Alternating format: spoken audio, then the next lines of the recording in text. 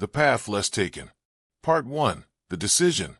Dr. Charles Whitmore had once been a towering figure in the lecture halls of the University of Michigan.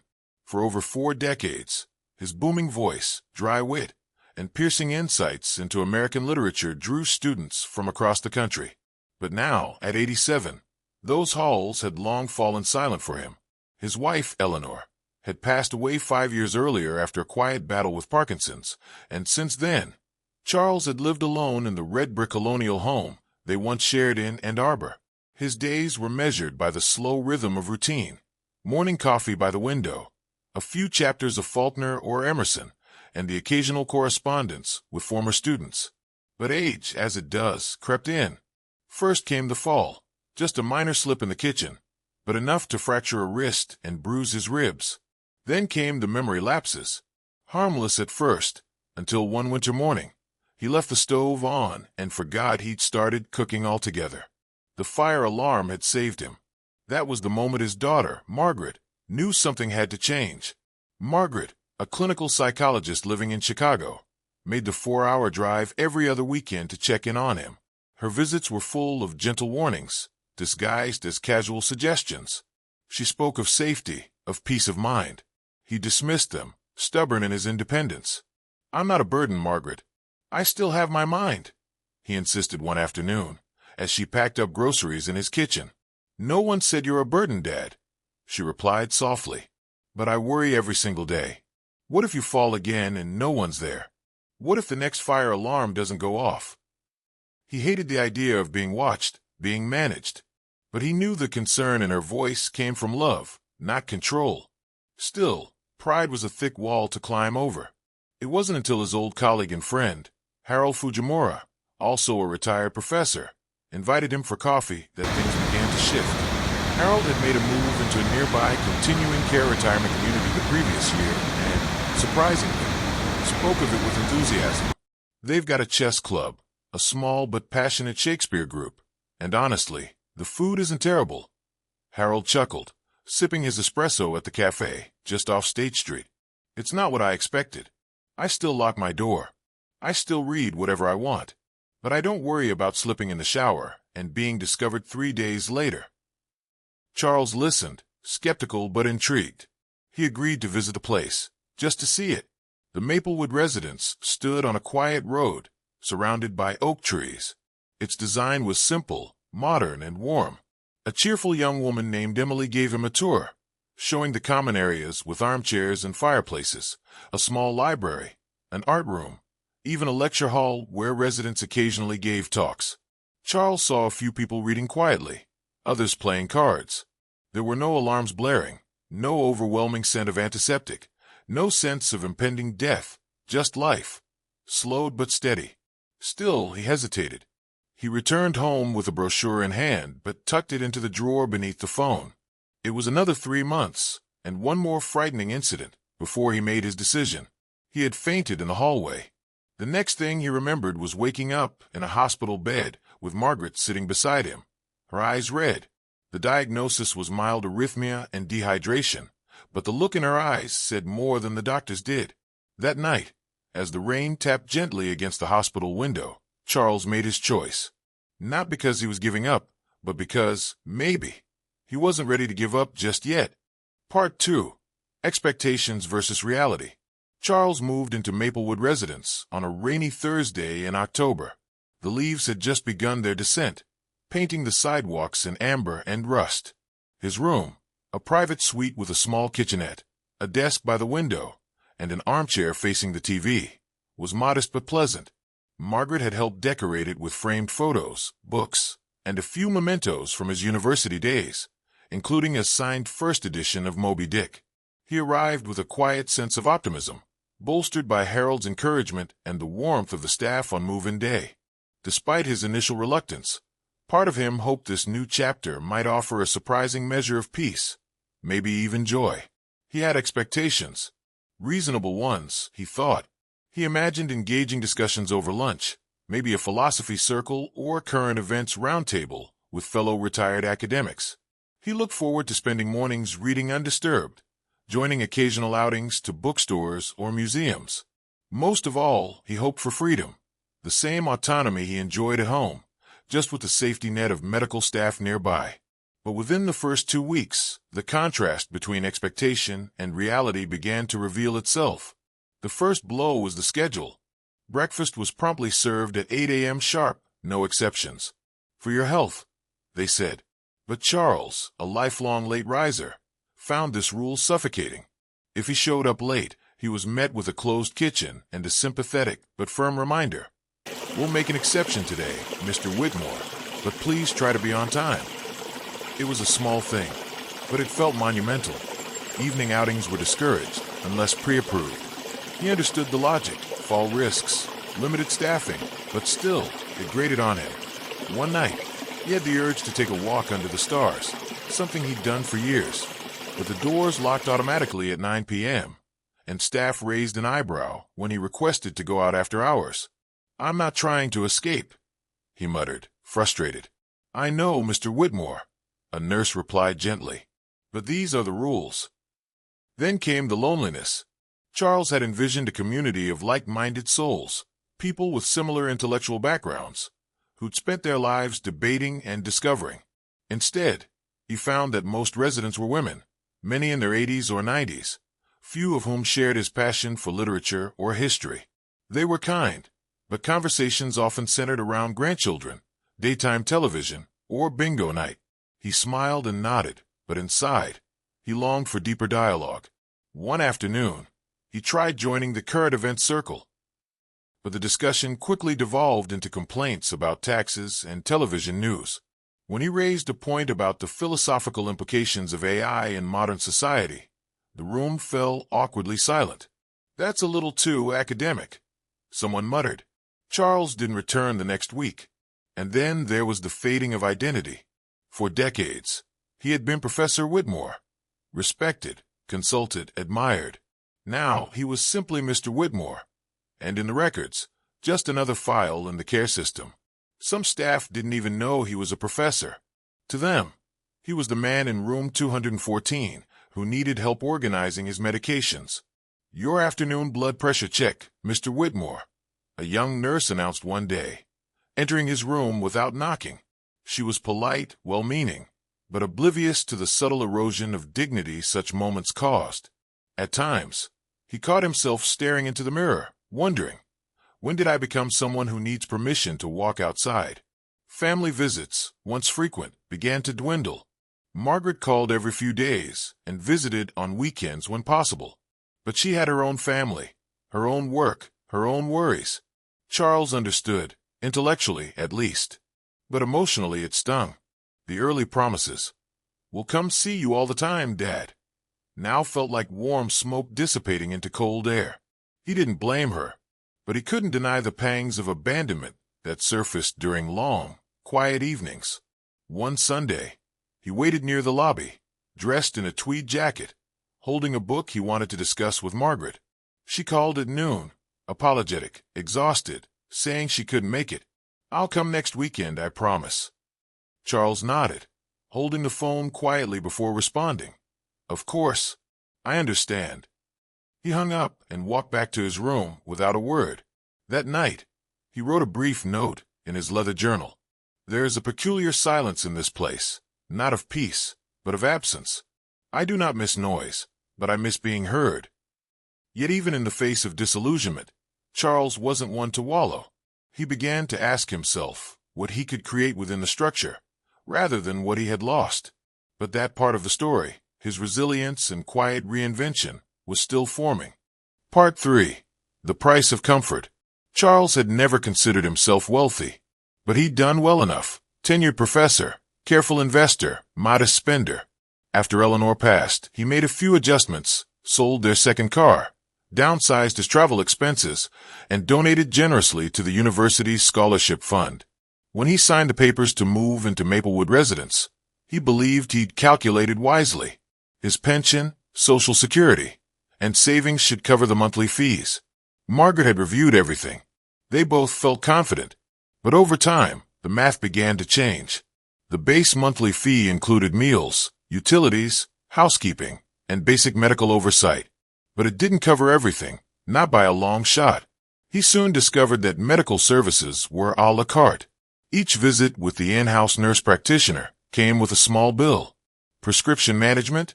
Another fee. Physical therapy sessions, following a minor back strain? Costly. Even things that seemed like they should be included weren't. The cultural enrichment program Charles had been excited about, the one that promised lectures, guest speakers, and occasional field trips, required an additional monthly subscription. Outings to local museums, which he initially assumed were group activities, turned out to be optional experiences with their own price tags. He still remembered the sharp pinch in his chest when he opened the envelope from administration listing optional activity charges for November. It came out to nearly $600 on top of his regular expenses, and that was before his health began to falter slightly more. He started experiencing lightheadedness again and was prescribed new medications, which required more frequent monitoring. Each extra check-in came with a charge. At first, it was just another $200 per month, then $300.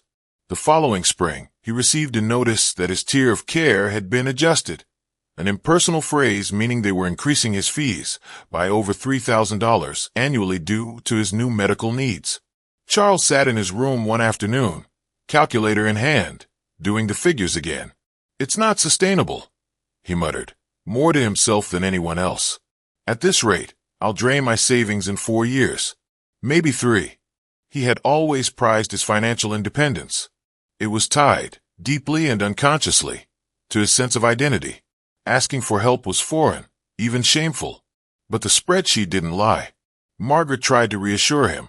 "Dad, don't worry. If you need us to cover some of it, we can. You gave your whole life to education, to Mom, to me. It's okay." But it didn't feel okay. The idea of relying on his daughter, of becoming someone she had to budget for, eat into her retirement savings for, it was unbearable. Not because he didn't trust her or appreciate her, but because it marked a loss of autonomy more intimate than any locked door or meal schedule. He stopped joining the art workshops, skipped a museum trip he'd been looking forward to, declined a book club that charged $20 a month for materials.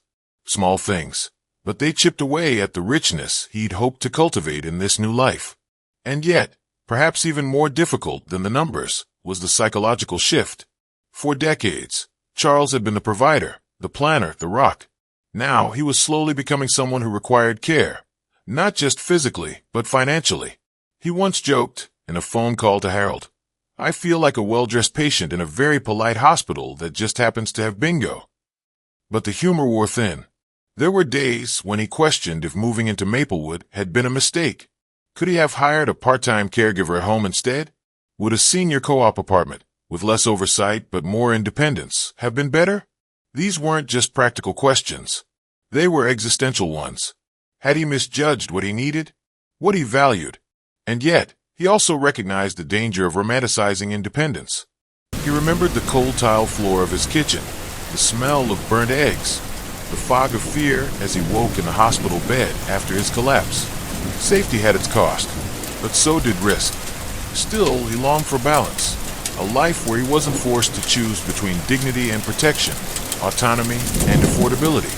It was this tension that kept him awake many nights, staring at the ceiling, listening to the faint sounds of the hallway beyond his door. In those moments, he didn't feel old. He felt young again, confused, searching, standing at a crossroads. Only this time, the options were fewer, and the road ahead less visible. Part 4. The Quiet Revolt. Charles had always believed in the power of the written word. In his years at the university, he had seen poetry rekindle forgotten passions in cynical students, watched novels unravel tightly wound minds, and seen academic debates ignite a sense of belonging in the loneliest of souls. And so, even here, in a place of corridors and quiet routines, he turned again to language to find his footing. It began with a journal. After dinner one evening, when the halls were dim and the televisions in the common rooms buzzed with laugh tracks and game shows, Charles sat at his desk and began to write. Not for anyone else, just for himself. Bits of memory, reflections on aging, observations of life inside Maplewood. There was no audience, no deadline, only the steady scratching of pen on paper. A few days later, He left his journal open by accident during a housekeeping visit. Rosa, the soft-spoken custodian who'd worked at Maplewood for over a decade, noticed a passage about a resident named Virginia, an elegant woman with silver-streaked hair who always wore a brooch shaped like a dragonfly. "That's beautiful," Rosa said quietly as she tidied the windowsill. "It's like you're telling the story behind the people here." Charles smiled, a little embarrassed. "It's just a hobby." "You should share it," she said. "I think people would like it." The idea stayed with him. The next week, he typed up a short essay, "Echoes in Quiet Places," and brought it to the activities coordinator, a bright-eyed young woman named Jenna, who ran everything from painting classes to movie nights. "This might be too serious," Charles said, placing the paper in her hands. "But maybe you could post it somewhere." Jenna read it that night and emailed him the next morning. "Mr. Whitmore, this is wonderful. We need more of this. Would you consider starting a writing group?" Charles hesitated. He wasn't sure anyone would come. He imagined empty chairs, blank stares, polite silence. But he said yes. The first meeting had only 2 attendees, Harold, naturally, and a retired math teacher named Evelyn. But they read aloud a few passages from their favorite authors, Frost, Dickinson, even a bit of Toni Morrison. Evelyn brought a poem she'd written about her late husband. By the end, they were all misty-eyed. Word spread slowly. By the 3rd week, they had 6 regulars. Jenna gave them a corner of the library on Friday afternoons. Charles created simple prompts. Write about your first memory of snow. Or, describe a moment you felt truly seen. Residents who had long withdrawn from social events began attending. Some read their pieces aloud. Others just listened, eyes closed, reliving something distant and dear. Charles called it the Silver Quill Society, a nod to both age and ink. It became the highlight of his week. What started as a small rebellion against boredom turned into a genuine community of reflection and self-expression. For the first time since moving in, Charles felt not just safe, but seen. His role shifted. He was no longer just Mr. Whitmore in room 214. He was professor again, a facilitator of ideas, a guide for minds still burning with stories. Even staff took notice. One of the younger nurses, Mateo, asked if he could sit in on a session. "My grandma used to write poems. I never read them. I kind of want to understand why she did." Charles nodded. "Come Friday. Bring an open mind." And so, the group grew, not in numbers, necessarily, but in depth. They laughed. They cried. They remembered. Charles even began collecting their work into a modest booklet titled Reflections from Maplewood, printed with the help of a local volunteer. The act of writing, of shaping experience into narrative, gave meaning to the otherwise repetitive days. It brought color back to lives graying at the edges. And for Charles, it offered redemption. His purpose, though altered, had not disappeared. It had only changed shape. He still resented the locked doors and the rigid meal times, still bristled at the rising costs and the condescension of some staff. But within the limitations, he'd carved out something meaningful. One evening, after a particularly moving session, where a quiet man named Bernard shared a letter he had written to his long-dead brother, Charles stood in front of the group and said, "Growing old doesn't mean fading away. It means distilling who we are to the parts that mattered most all along. Our stories, our memories, our words, they are what endure." The room was silent. Then Evelyn said softly, "Thank you, Charles, for giving us our voices back." He didn't reply. He only nodded, eyes a little moist, heart unexpectedly full. Part 5, Beyond the Walls. Spring came late that year, but when it did, Maplewood's courtyard burst into bloom, dogwoods in delicate white, tulips bursting with color, and a single cherry blossom tree near the fountain. Charles began spending more time outside, journal in hand, often sitting with Harold or Evelyn, discussing everything from literature to the strange political debates on television. One particular afternoon, Charles sat alone under the cherry blossom. He just finished reading a letter from Margaret, updating him on her son's high school graduation plans. Tucked inside was a brochure, not for a nursing facility, but for something called a senior living cooperative. The concept was simple but intriguing. Older adults living in small, privately owned apartments within a larger community, sharing access to services as needed, like housekeeping, medical check-ins, transportation. No locked schedules, no institutional hierarchy. A choose-your-own-adventure approach to aging. Charles turned the brochure over in his hands. It was in Oregon, near Margaret's family. He thought about the past year. The loneliness, the financial stress, the aching loss of identity. And then, the resurgence. The writing group, the conversations, the blossoming purpose he'd uncovered within these sterile walls. He wondered, would it have been different if I'd chosen this kind of place? A few days later, during one of their routine walks, Charles brought it up to Harold. "Ever hear of something called a senior co-op?" he asked. Harold raised an eyebrow. "Sure. My niece works with one in Colorado. More independence, more control, but no safety net like here." "That's the trade-off, isn't it?" Charles said. "Safety versus freedom." Harold laughed softly. "It's always been that way, hasn't it? Since we were 20. The decisions just look different now." The idea stuck with Charles, not because he regretted coming to Maplewood, but because it offered a bigger truth. Aging wasn't a destination, and it certainly wasn't one-size-fits-all. It was a long road with branches, some familiar, others less traveled. Choosing wisely could change everything. That week, Charles began giving small talks, informal presentations during Friday afternoons, on the different models of aging. Assisted living, co-housing, near-living arrangements, where seniors lived close to family but maintained independence.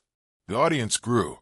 Not just residents, but staff, visiting family members, even a couple of local college students who were writing a paper on gerontology. His message was simple, but urgent. We often assume that once you hit a certain age, life is something that happens to you, that you no longer steer the ship. You're just a passenger. But that's not true. Not unless you let it be. He emphasized research, encouraged his listeners to ask questions, read contracts carefully, talk to people living in different arrangements. Don't just follow the crowd, he'd say. Follow your personality. He cited examples. Evelyn, who thrived with structure and enjoyed the routine of Maplewood. Bernard, who longed for solitude and was considering moving closer to his brother in rural Vermont. Even Mateo, the young nurse, who said his grandmother might benefit more from a co-op than a care home. He also spoke honestly about the emotional reality, how even a safe place could feel empty if it didn't align with who you were. Safety, he said, is not the same as happiness. And in that spirit, he began planning for the future. Not immediately. He wasn't packing his bags just yet, but he reopened the question. What kind of life did he want for the next 10 years, however many there might be? Was there still time to shift gears? He and Margaret discussed it at length. She was open, supportive. "Whatever helps you feel more alive, Dad," she told him over the phone. Not just stable, alive. In his final months at Maplewood, Charles helped organize a small conference on aging alternatives. They invited local experts, showed short films, and even streamed a panel discussion from a university in California. Charles gave the closing talk. His final words echoed through the sunlit rec room. Growing old is not the end of freedom. It's the chance to choose again, with wisdom. To choose meaning over comfort, curiosity over fear. Whether we live in a nursing home, a condo, or a co-op, we deserve more than to be managed. We deserve to be engaged. So ask the hard questions. Make the bold decisions. Because aging is not about where you are.